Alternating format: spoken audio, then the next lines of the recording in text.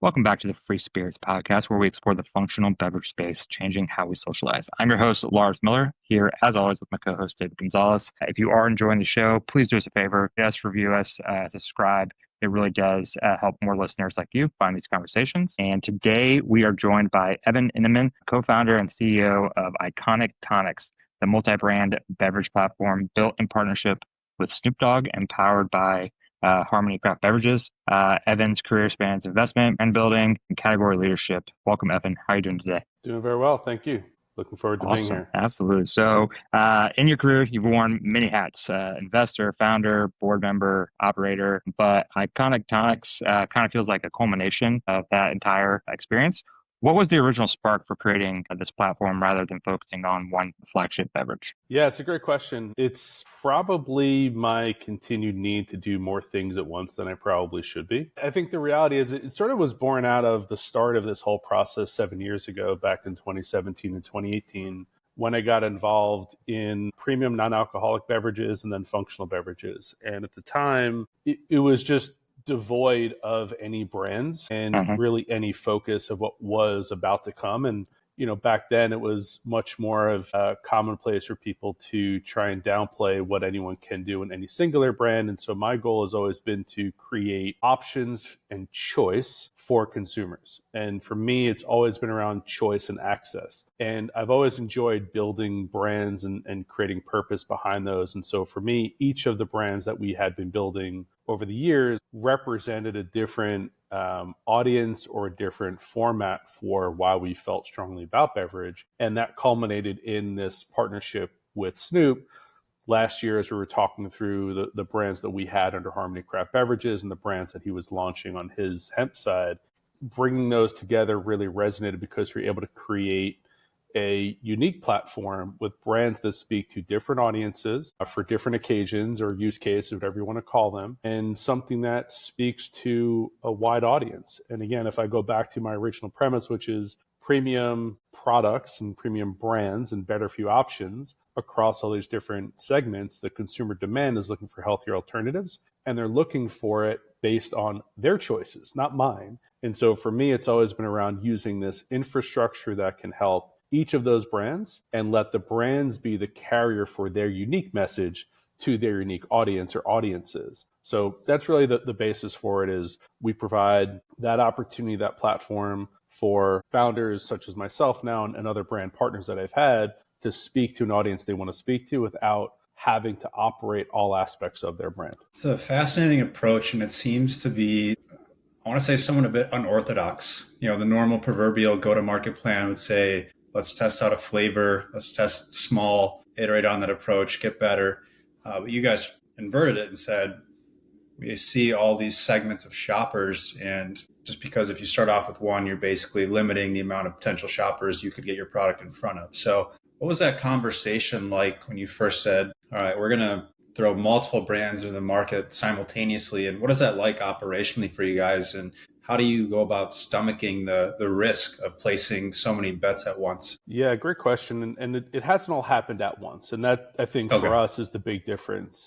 Got it. Some of these were piloted at different stages. So we've tested the market. For example, when we first launched brands, they were low dose in regulated channels in California. And as many people know, there is no market for low dose and regulated pretty much in any market unless it's restricted by regulations. But that's not really where the majority of the existing audience has been. Trialed these over several years, and in bringing them together, we've had market insights. We see what does and doesn't work. We've won awards with these brands as well, so we know that they're well positioned and received by the market. And we're not rolling them all out at once now in at least hemp and other functionals. We are taking a staged approach to what we bring out to market. So for example, right now, we have 4 of the brands that have been available across several SKUs, but not all of the SKUs that we've had formulated. And part of that is, to your point, it's a really challenging distribution network. The route to market is overly cumbersome and burdensome for even operating a single SKU with, very specific focus and driving as deep as we can.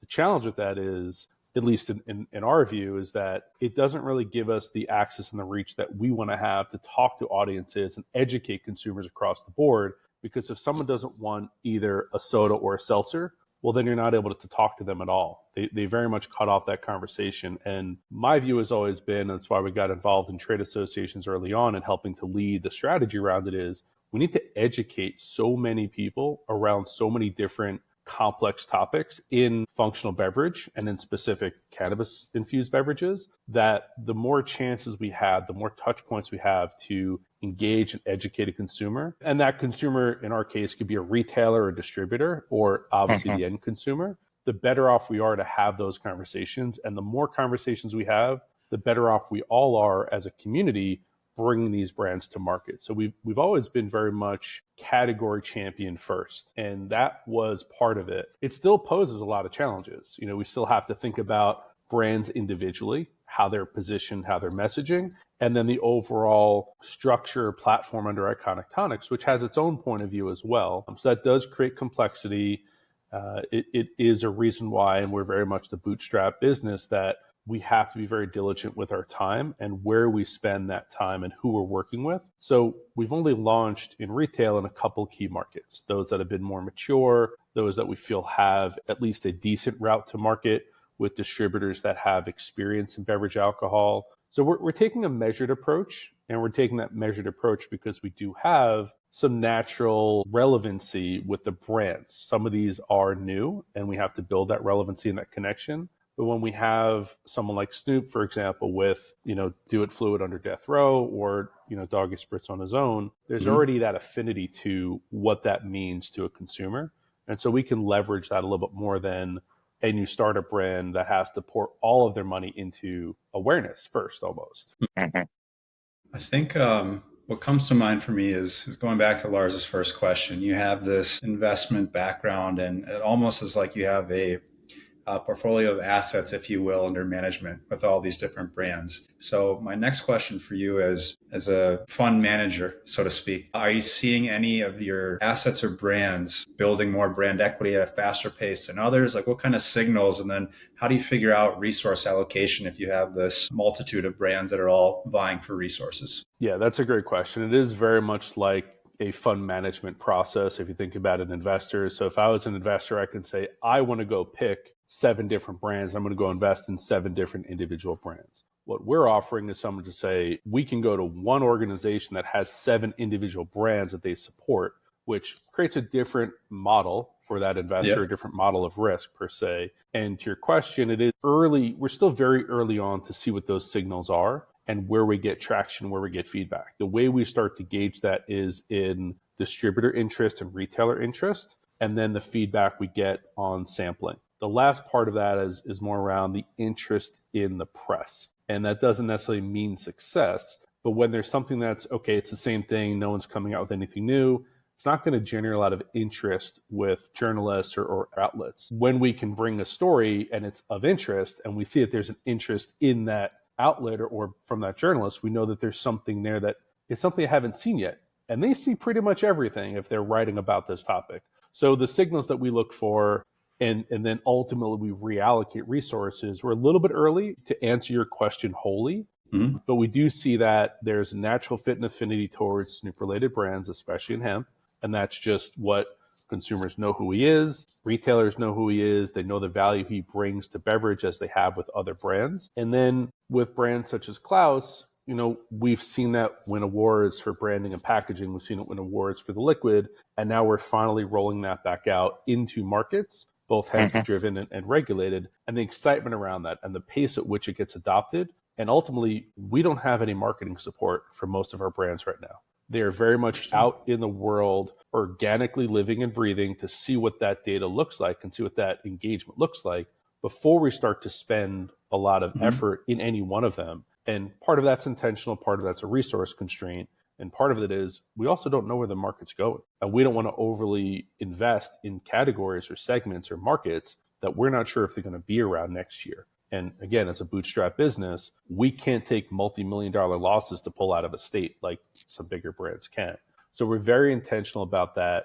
But to sort of answer that, as we see those triggers, we will start to allocate marketing dollars to those brands to support them both in retail with sampling and POS and merchandising, and digitally. Digital is a little bit easier to allocate resources. You can do a lot more with the same resource versus sampling. You got to be in multiple markets with a lot of headcount to do so, much more cost intensive. So we think about the brands as they touch the consumer to be the trigger, and then we'll allocate the marketing dollars specifically to that brand as we see the traction in those markets. Very interesting. Yeah. So you built distribution so far, across DoorDash, retail chains like Total Wine and Woodman's, on-premise venues where these drinks are being served alongside alcohol. And you mentioned they're very much just living out in the wild. Can you kind of walk us through what that go-to-market strategy is behind that mix?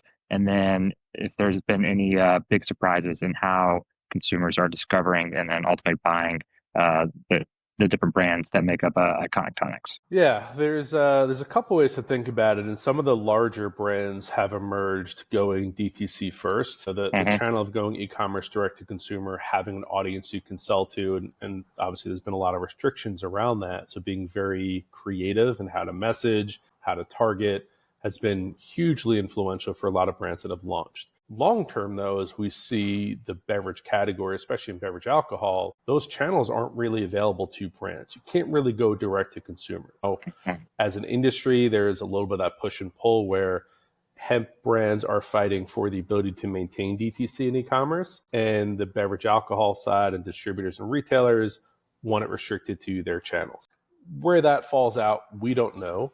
And what we're trying to do is take a fairly broad approach to which channels make the most sense for us. Now, we inherited some of the infrastructure with retail in the past because of the brands that Snoop had were already in market. So we took those over and cleaned up a lot of the challenges we had. DoorDash is a great example. DoorDash gives us access through one singular platform to 60 plus cities throughout the US. And these are going to be key markets for us. So we cleaned up that relationship. So we know we have great data. We know we have access to consumers in a very quick fashion, which is what consumers want. They want convenience. And we're able to use that platform to reach and test out various marketing opportunities that we have. So we've done that. We did a 420 campaign. It was one of the most viewed campaigns that they've had. We saw an uptick of almost 350% in sales just by doing that. So we've tested a lot in the e-commerce channel, but we haven't gone deep into DTC and with paid advertising and things of that nature. It's been very much, let's see what we can do. Let's put out a little bit of content and see what comes back. In retail, that's really where we need to scale and get to. And again, every market's different. So in some states we can be in liquor stores, in some states we can only be in C-stores or grocery. And so we don't really have a clear route to market nationally. We have state-driven route to market plans, which again creates a lot of complexity, a lot of challenges. But what we decided to do in retail with the new markets that we've launched in the last several months, New Jersey being the most recent this past month, Georgia and Tennessee and Minnesota, these are more mature markets. And the reason why we pick more mature markets is there's no risk, obviously, but a lot lower risk of introducing brands and products, even though it might be more crowded, that we know we can operate. And so while we know at scale, we need to be in every door across the US and internationally, for the time being, we're focusing on key markets that we can activate and slowly sample. We've been doing some sampling in Texas. We've been doing some sampling in Minnesota. We're starting it up in New Jersey, and we will be in Georgia and Tennessee as well.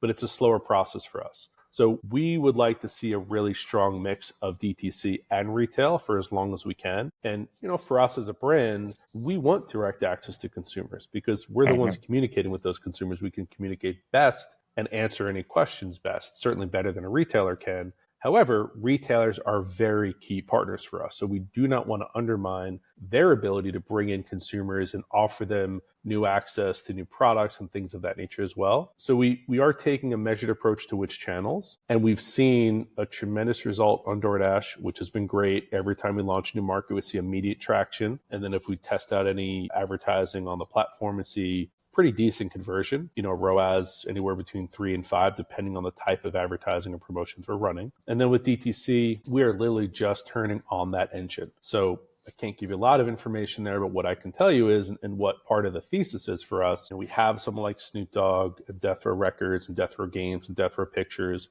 We have a partner like Wayne Coyne from the Flaming Lips, and then we have interesting endemic influencers like Warren and Warren Bobrow from Klaus and Jamie from Urbasi, those are opportunities for the organic network to really support that DTC channel.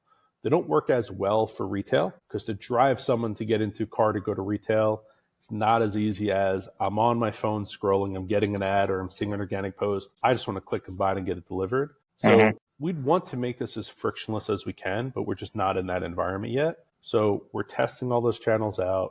We're navigating the regulatory complexity, which means we might have to label differently in different markets or have different ingredients in different markets. And it's been unique. And that's not unique to us. That's just every brand in this category right now that's trying to scale. It's just a way for us to think about where we can reach our consumers today and where we ultimately want to be, which is every grocery channel, every convenience store, every liquor store across America, and then every, to your other point, on premise. That's the best place for consumers to trial something new, to engage in a conversation with someone who can help sell that product, be it a bartender, someone on the wait staff, or concession if it's a live experience and you're at a venue. And we did an experiment last summer at a live venue. We sampled and had the product available for concession. And what we saw for the window that we had it available, it's about a 2-hour window, the product that we had, which was with Love Your Brain, it outsold every other beverage on the premise, not just alcohol. So yes, beer, wine, RTDs,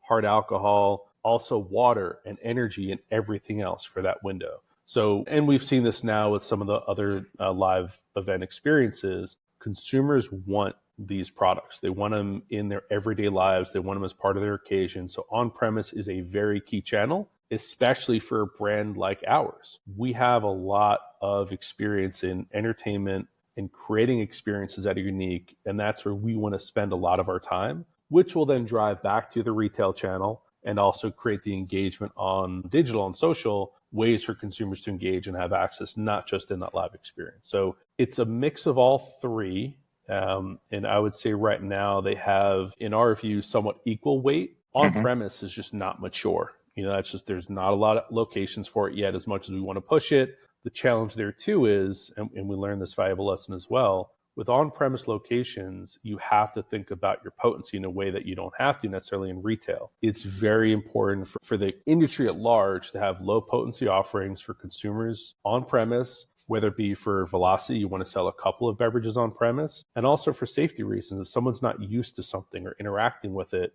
to give them a drink that might be 10 milligrams or up, that may be a really bad experience for them. And we don't want them to have those experiences, especially if it's early on.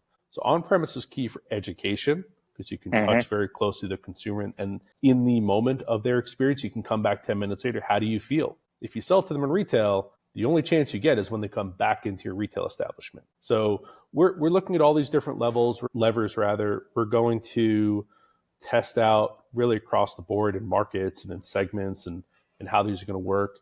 And then really our plan is, as we look at 2026, that's when we'll roll out from all the insights and learnings that we have as a brand. I can look at what other brands are doing and say, oh, that's great what they're doing. Let's test it out. It doesn't mean it's going to work for us. So that's a big part of what this year has been, testing and learning as much as we can. So as we go out and bring in those resources, capital and team members, we know where we want to spend it. We know how we want to spend it. And then we use the influence that we have through the various channels, be it celebrity or endemic influencers, or just industry colleagues, to amplify that. And that's where we are right now to address that. Evan, that was awesome. You answered basically 3 of the follow-up questions I had in that one answer. That was great. But no, I wanted to double click on a few of the things that you highlighted. So thematically, I think it was a big inflection point for the industry to have kind of a last mile delivery option with something like DoorDash. And obviously the demand on that channel is very real. And I love that you parlayed that into talking about D2C, talking about retail, talking about on-premise. To me, that's one of the more fascinating things about this category in general is the ubiquity of access, even though it's still early. And to your point, you have green light go markets such as Minnesota, the Southeast, Jersey, where you can operate with less risk. You have your yellows where you might go for it, but if you have to pull out, it's going to be an expensive bet. So if you're in California, it's probably not feeling great right now. And then obviously your red states where you just avoid those like the plague. But what really stands out to me is if you look at and compare what's happening with this category with where sales happen for alcohol. I don't know if this is unique to Minnesota, but It's basically 4 out of every 5 alcohol sales do not happen at retail. They are on premise. About 80% of this market is from on-premise sales. And so to your point, one of the big challenges with unlocking on-premise historically has been the insurance cost is a big one. And then being mindful of the risk to the venue owner and things around dosage. If somebody has one 10 milligram can, they're probably not going to buy more than one or something along those lines. But how do you see this kind of evolving? Is there a world one day where there's a Snoop doing a concert and he sells his own drinks in the concessions? Is that a plausible reality, or are we still years away from something like that? And how do you look at on-premise as an opportunity? Is it a wait and see kind of approach, or are you guys pretty bullish about that having some legs long term? Yeah, it's a great question. And what we're seeing now in this year alone is larger organizations willing to test that out. So much higher risk, much higher cost to do business, all the things you mentioned. And with that, you see a much higher return on the ability to have the connection with the consumer where they want to buy and consume this product. So you're seeing the velocity much quicker in those venues. So for us, it is a very targeted strategy going after live experience. So your music festivals, your music venues, having Snoop's beverage available when he is performing. That's actually the test that we did last summer with Wayne and the Flaming Lips, is we had the product available in Oklahoma City for one of their shows. It was a 2-day festival. And, it was an audience that went to go see them. So clearly there's affinity for their product. And we're going to see that a lot at these venues. And certainly we want any artist that we have to be able to carry the products that they want in that venue, especially if they're performing. You might see this added to riders for artists if they're performing, things of that nature. But it is something that needs to evolve. We just saw Yacht Rock, perform really well. We've seen Rolling Loud, and the success there. And success doesn't always mean sales. Success means lack of an issue or the ability to handle an issue when they come up. Because if you think about a venue operator, tremendous risk, and not just financial risk, it's reputational risk and everything else. And so those have been successful. Now, as we see that happen more and more, we're going to see more festivals who generally take more risk. That's just the nature they're in, which gives us access to much more community to connect with and have products available for them. Whether they want to sample it or buy it or not, that's really going to be their choice. But we have a wider access. And then as we see those festivals, we'll then see more on-premise locations being comfortable with having it on their menu next to and alongside of alcohol. There too is part of the risk. How do you manage if someone's consuming alcohol and a THC beverage? And right now, there's no training for that. There might be a tips program from alcohol. There is no similar program for cannabis or THC, whatever someone wants to have on the menu there, which, again, isn't something that we can overcome as an industry group. It's just not something that's universal yet. So what we try and do is we try and target venues or organizations that are willing to sort of dip their toe and see what's working, what's not, work on the education first, work on understanding what the potency should be and how that should be available to a consumer, and then how to support it. What are the compliance needs with insurance, education, sampling protocol, if it's going to be at a venue. And to me, that is going to be the best access or venue for access for consumers. When that happens, it's starting to happen now. I would say in the next 3 years, we're going to see these products available almost universally, even not just at music venues, but in sporting venues. And there's a lot of things that we don't talk about as a category, but in general, we know there are externalities of consuming alcohol that we don't necessarily have consuming cannabis. And they're different, or THC in this case, and they're different. You still shouldn't get behind a car if you've been drinking THC all day at a sporting event. That's universal. What we do know is that certain things that happen around, be it aggression or things of that nature, won't happen as much. And we've seen that. There haven't been those types of issues. So that is the channel that we want to be in. And then when you think about that channel, there's mass market and then there's high end. And so again, for us, having a portfolio of brands, if I want to look at someone and say, we're talking about hospitality, food and beverage pairings, well, we're going to want to have Klaus on the menu talking about, and Warren talking about how to pair as a trained chef, as a master mixologist, how those pair with food. Not just you can have this and have a fun time at a music venue. That's great too. But there's a lot of nuance that we're not really able to address yet because we're just scratching the surface. So it's like, we want to be everywhere. We want to get it out there. But that's not how we see beverage alcohol or beverage in general. There will be, different categorization or areas where some brands will fit based on the quality or the type of venue where other brands do not. And so we're excited for it. It's starting to happen now. The fact that Live Nation has allowed for this in some of their festivals is a really good indication of who's going to come next. Total Wine did this in retail. They weren't the first retailer, but they were the first really big retailer that had a lot of risk that said, we are getting behind this category.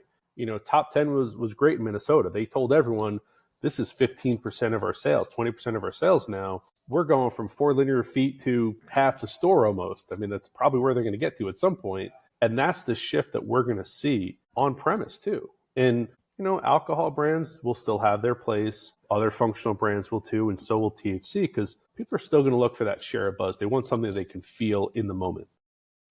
They're not going to eat dinner and have a supplement that they need to take 365 days a year to feel the benefit. They want to feel the benefit in that moment. And both are good. It's not to say one is good and one is bad. It's just what consumers have experienced, and that's what they want to continue to have. So huge channel, tremendous opportunity, not just for the brands, also for the retailers and the concessionaires and the venues, because you're going to bring more consumers out to these venues if they know they can have products they want to have and not have to sneak them in and get thrown out for something, and do it in a way that's not intrusive to someone else. That's the great part about beverage. It's not intrusive to anyone else. You're not smoking anything. You're not causing any disruption. It's just the same thing everyone else is drinking next to you for the most part. Yeah.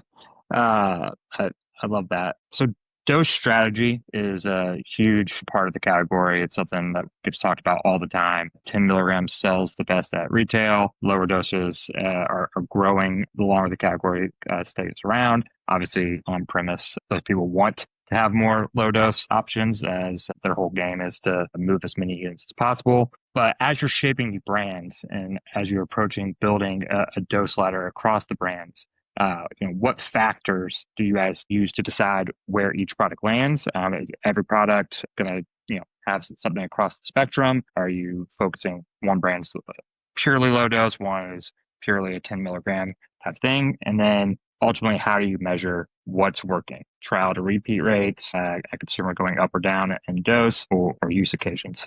Kind of walk us through that strategy. Yeah, I will say it's a difficult one to figure out because it's continuously evolving.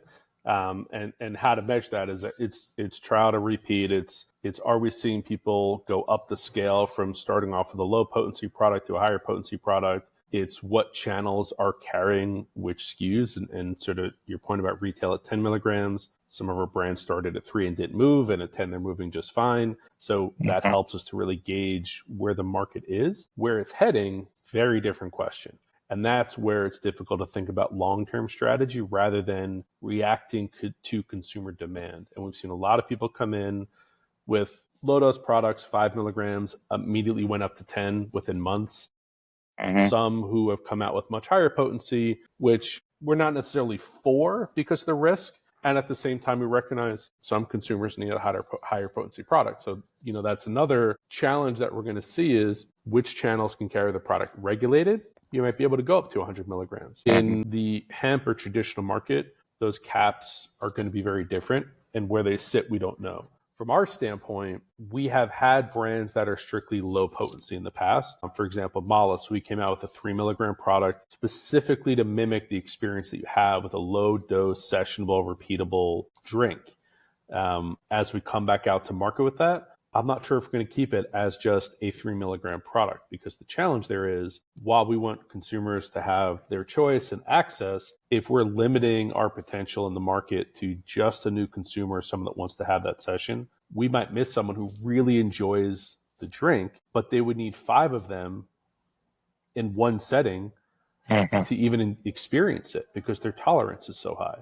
So now we just gave up that consumer versus having a 10 milligram option or so on and so forth. What I would say is, if we're looking at this like beverage alcohol, it's not unlike having various ages. If you're talking about a scotch or a bourbon, even ABV in that category, or even quality, Johnny Walker, red, green, blue, black, whatever you want to call it, gold, there's reasons for that. So from our standpoint, while in the past I may have thought to say each brand has to own its own category and that's the only potency, I'm not so sure that's the case right now. Long term in the future, it will be helpful to not have every product and every brand and every different potency offering, because that's going to be really difficult to manage, at least for us, because we have a portfolio. If we were a singular brand, we'd probably have potency across the board. We'd probably have everything from sachets to shots to cans to bottles across the board. And for some of our brands, we will do that where it makes sense.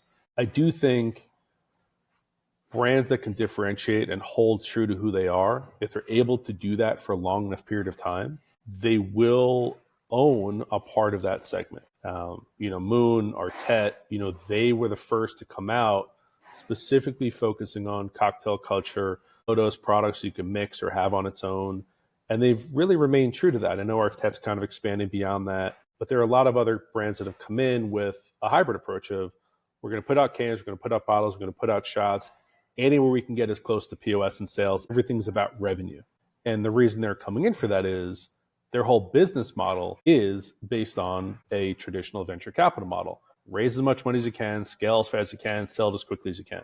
That's a perfectly fine business model. Not everyone who's building brands in this category right now have that same point of view. Some of us are building brands that we want to see around for the next 60 years, if not longer. And so you don't have to rush to do everything that everyone else is doing. You can stay true to your brand and where you want to be it potency, be it form factor, or have a mix. And some of those things, we're just going to have to try out to see if they want it. With Do It Fluid and a Snoop consumer, do they want a low potency product?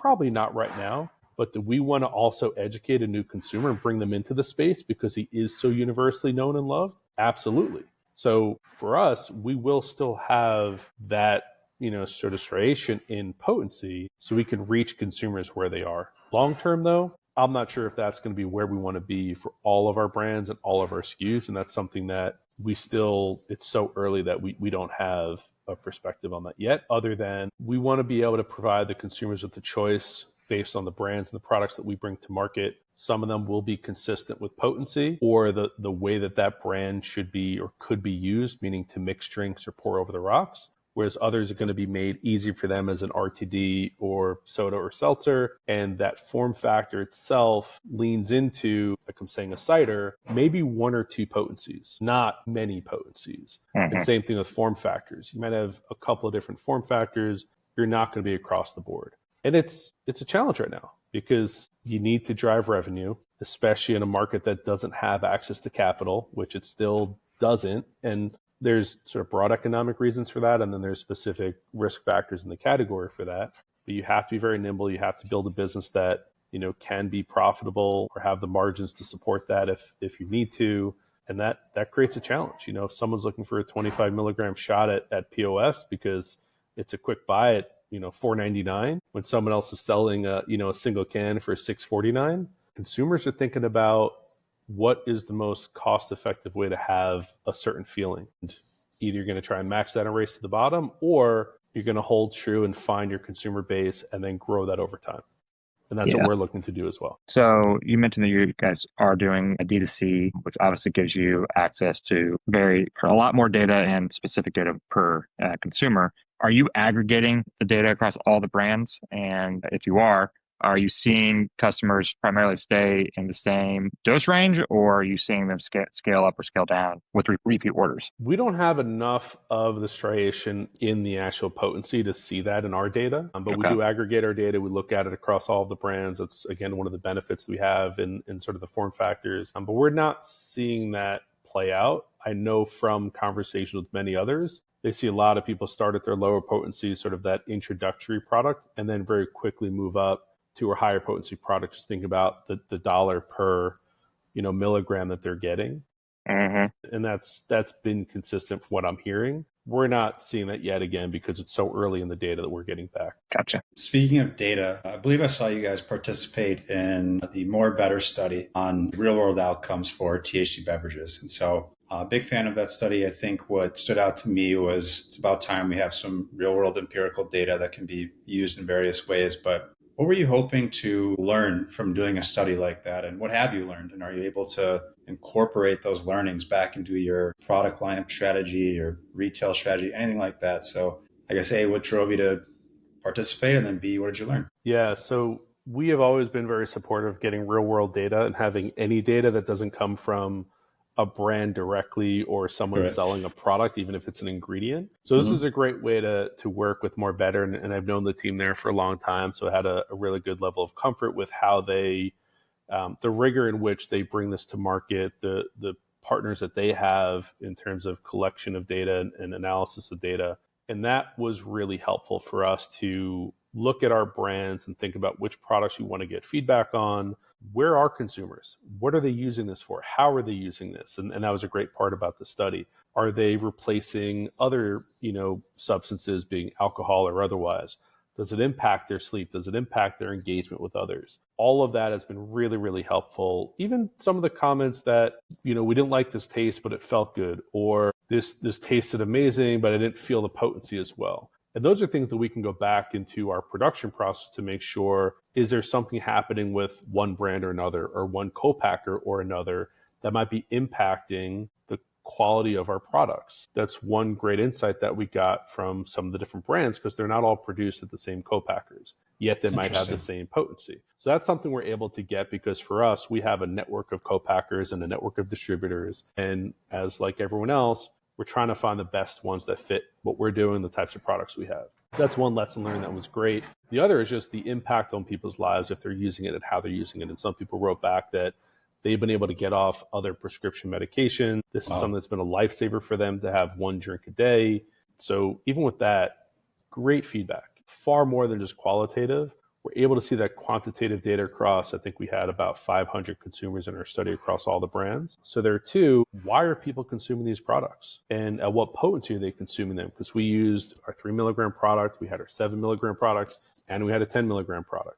So we use that as a chance for us to engage with an audience from around the US. Obviously, they have an affinity towards and want to try the product, which is great, and really valuable, data that we were able to get back. And, beyond what we were able to get as a brand, to me, the most important part, what does the industry get? What does the community have, so they can go speak to regulators and speak to other decision makers to say, now there's real information. We have data behind this. We're going to keep doing it. I know they have another study in the works if it hasn't already started. We need more of that, not less of it. So we want to help support those research studies as much as we can. It was one of the first ones out there, and we wanted to help be supportive of their process and what the industry needs at large. Yeah, I think you absolutely nailed it. I think Kevin and Tyler did a very good job of assembling enough brands to participate, and even not just brands, but manufacturers. And I think the lens that you talked about at the end there is really important to touch on, because there is regulatory capture happening. And if you don't have any ammunition to support your claims on these are better for you alternatives, here's the net positive that these have on society, then ultimately you can't really build up a case for a politician to want to make any change, or maybe not change, but keep things where they're at. And so to me, it's a very important stepping stone in the data evolution of this category. It's obviously data's all over the place. It's unreliable. It's fragmented. It's a horrendous issue to try and group this all together. But I think what was really important about that study was you actually are hearing from people directly, here's how this is impacting my life. And to your point, if it is getting off opioids, if it's drinking less alcohol, that's all direct stuff that then you can parlay up all the way up to government and say, here is some actual evidence of not just the financial impact, but the quality of life impact as well. And so absolutely. And don't ban the product. If you're looking for more data, an outright ban doesn't get you that. Think about it in a more long-term way to say, well, we do need sensible regulations around this. We do need some restrictions. We do need controls in place. And to be honest with you, most consumers would rather that. There's a reason why most of us don't drink bootleg moonshine anymore. That's just reality. There's a reason why we don't drink bootleg coffee off the street corner, although I guess some of them might be exactly that if you're looking at a food cart. But there's still regulation around it. There's some sense of control that if you're putting something in your body, someone's looking at it. Now, right now, we don't really have all of that necessarily, but states are putting it in place. This helps to say, don't even ban this in your state. think about it long term, think about it as something else. If you want more data, quantitative and qualitative, let's get you that. The only way to get that, even in your state with your constituents, run more studies in your state. We're here for it. We want to do it. Absolutely. It sets precedents. So it's not exactly. We have an initial finding. If you want to learn more, let us do it. Exactly. I do want to switch gears a bit, because one of the things that stood out to me was when we were looking at Iconic Tonics, looking at the positioning. You guys position Iconic Tonics as a platform. Is that right? How did you come up with that moniker to describe this enterprise? And I guess what's the definition of a platform here? I'm trying to understand are there a lot of moving pieces? But what makes this a platform? Yeah, I'd be less concerned about the definition of the platform or what a platform is, other than, I look at it as a way for us to scale brands using a consistent infrastructure to do so. Got it. So if you think about what a lot of brands do consistently, legal, accounting, finance, compliance, a lot of the back office operations are very consistent. What's different is the brand. Now, your marketing discipline strategy, while you might choose different channels, strategies and the tools you have available to you are fairly consistent as well. So you can leverage a lot of that internal infrastructure, which is the platform, to then have brands branch off and go in whatever direction they want to go off on, which is why we call it a platform. But really, it's a way for us to create consistent infrastructure and then unique brand positioning in market and brand, go-to-market strategy, if you will. I love that. Yeah, I guess where my mind went was like, is this a tech platform that there's stuff behind the scenes that I haven't researched yet? But no, it makes perfect sense. Over time, yes. Yeah, over time, yes. How do you leverage data in a data model if you have a singular brand with limited data? You don't get a lot of it. You got to go outside and buy that data or partner with someone. We get a lot of that benefit on our own. Yeah, so what comes to mind for me is you're benefiting from fixed cost leverage across 7+ brands, and then it sounds like a layer of managed services as well. Correct. So you're amortizing labor costs. It's genius. Yes. Okay. Yep. Awesome. That was just my own that goes curiosity. back to your investor question in the first part. It's like, well, how do you leverage limited resources? Well, you leverage them across multiple touch points that you can access, and that's what we do. Is I don't, so this goes back to the fund model. So if I went and raised a $10 million fund to give $1 million to 10 brands, and I may give them support as a fund operator, but each of those brands is spending, call it $100,000 to $200,000 in legal fees. Yeah. So as a fund manager, I just put out $1 million to $2 million in legal fees, when really it only had to be $200,000 in legal fees. I'd rather those dollars going into marketing, going into consumer trial, liquid to lips, than to an attorney who's going to tell me the same exact compliance structure across each different brand. That's just how I think about it. It's how I've always thought about it. Doesn't mean it's right. Everyone has their own point of view. Well, it's a unique strategy. Yep, unique to you. Sorry, Lars. Go ahead. No, you're good. Evan, thanks so much for sharing your journey, giving us an inside look at what it takes to launch and scale a multi-brand beverage platform. And to the audience, if you enjoyed this episode, again, please take a moment to rate, review, and subscribe, Spotify, Apple, or wherever you get it, and listen to your podcasts. And thank you so much for tuning in, and we'll see you next time. Cheers.